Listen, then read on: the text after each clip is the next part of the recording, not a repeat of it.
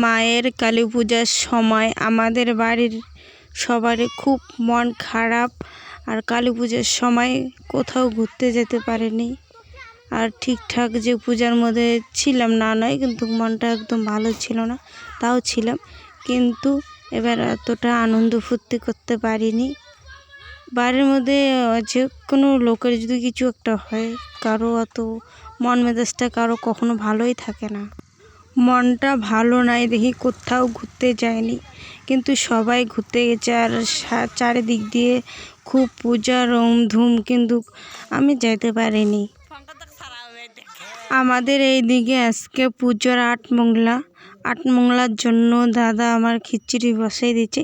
কিন্তু দাদা আমাকেই বলছিল যে বোন খিচুড়িটা আনতে, কিন্তু আমার মনটা ভালো নেই, এই জন্য রান্নাবাড়ি করিনি। কিন্তু আমার দাদাটা খুব ভালো, সে রান্নাবাড়ি বসাচ্ছে, ও খিচুড়িটা বসাইছে। ও মেয়েদের মতো সব কিছু কাজটা সব কিছু পারে, সব কিছু কাজ করে। আর ওইদিকে আমার দাদা কড়ি ফাটাচ্ছে।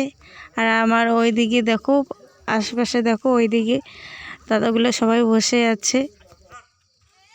একটু পরে এখানে কীর্তনের দল আসবে, কীর্তন হয়ে যাবে, তারপর খিচুড়ি প্রসাদটা সবাইকে দিয়ে দেবে।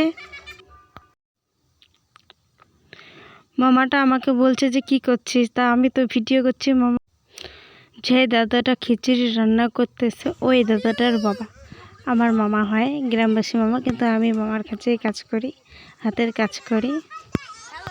এই ভিডিওটা কালী পুজোর পরের ভিডিওটা, কিন্তু ভিডিওটা আগে ছাড়তে লাগতো, কিন্তু আমি ছাড়তে পারিনি, এই জন্য আজকে ছাড়ছি।